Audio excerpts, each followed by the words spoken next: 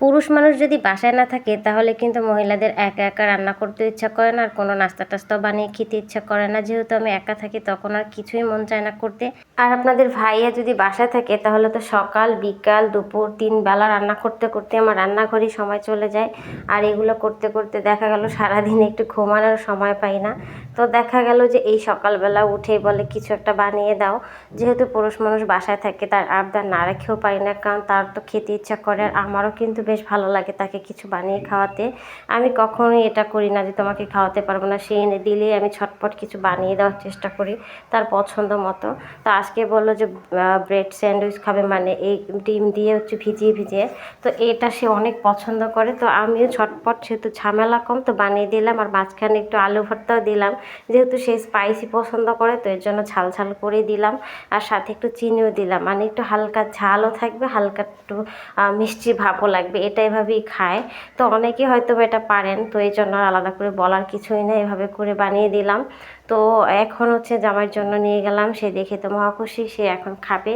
তো আমি বলি যে দেখি আমি একটু খেয়ে আগে ট্রাই করি। তো দেখেন আমার কাছে তো বেশ ভালোই লাগছে। আর এই যে এখন আপনাদের ভাইয়াও খাবে, সে বলছে অনেক মজা হয়েছে। তার তো এই নাস্তাটা অনেক পছন্দ, বিধায় সে বাসায় থাকলে রুটি নিয়ে আসে, ডিম নিয়ে, সেগুলো আইনে আমাকে বলে তাড়াতাড়ি আমাকে নাস্তা বানিয়ে দাও। এরপর দুপুরবেলা আবার বাজারে গিয়ে হচ্ছে কই মাছ নিয়ে আসছি, এবং সেটা রান্না করে হচ্ছে জামাইকে খাওয়াবো। কারণ সে বাসায় থাকলে আমি বরাবরই চেষ্টা করি কিছু না কিছু আইটেম রান্না করতে। তো আমার কাছে কই মাছটা আজকে বাজারে গিয়ে ভালো লাগছে, কই মাছ নিয়ে এসে কই মাছের তেল ঝাল রান্না করেছি ইন্ডিয়ান স্টাইলে। আর দেখেন রান্না কিন্তু শেষ। এই রেসিপি হচ্ছে বিশেষ হচ্ছে একটু ঝাল আর তেলের পরিমাণটা বেশি থাকে, এর কারণে এটার নাম কই মাছের তেল ঝাল। আমরা বাঙালিরা যেটাকে কই মাছ ভুনা বলি। এই যে দেখেন জামাই ভাত খাচ্ছে, সেও বলছে যে আসলে এই রেসিপিটা তো ভালোই, আমার কাছেও বেশ ভালো লাগছে। খাওয়ার পরে বুঝতে পারলাম আসলেই মজার।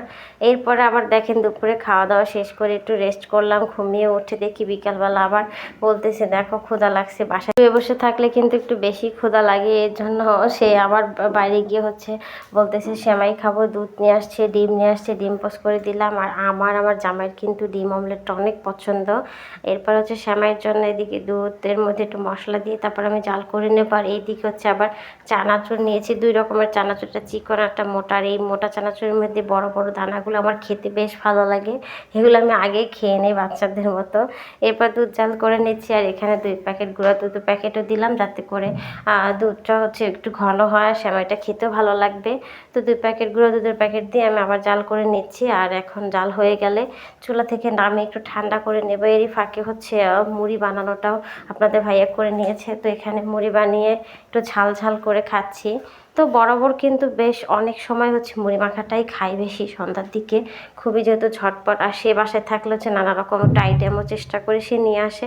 তো এদিকে দুধটা একটু ঠান্ডা করে নিচ্ছি, নেড়ে চেড়ে একটু আমি দেখছি যে মিষ্টিটা হয়েছে কি না। আসলে মিষ্টিটা একটু বেশি হয়ে গেছে, আমি তেমন একটা মিষ্টি পছন্দ করি না, তাদের জন্য দেওয়া লাগে, কিছু করার নেই। সে বলে মিষ্টি জিনিসে যদি মিষ্টি না হয় তাহলে খেতে ভালো লাগে না। এইদিকে সেমাইটা আমি দিয়ে দিচ্ছি, আর সেমাইয়ের অবস্থা দেখেন, সে তো গিয়ে বলছে সেমাই দেন, দিয়ে দিয়েছে। আর সেমাইটা একদম গুঁড়ো গুঁড়ো হয়ে গেছে, জানি না কেমন হবে। সেমাইগুলো দেখলাম একটু বেশি ভেঙে গেছে, চিন্তায় পড়ে গিয়েছিলাম। তারপরে দেখলাম যে না, ভালোই হয়েছে, তবে একটু আর একটু যদি ছুরছুরে থাকতো ভালো লাগতো, মানে একটু আস্ত থাকলে। তারপর আমার কাছে অনেক মজা হয়েছিল, সেও খেয়ে বলছিল অনেক মজা হয়েছে। আমার মনে হয় প্রতিটা মেয়েই চায় হাজব্যান্ডকে মজার মজার খাবার খেয়ে তার মন জোগাতে। তো এই ছিল আমার আজকের ছোট ব্লগ। সবাই ভালো থাকবেন, আল্লাহ হাফেজ।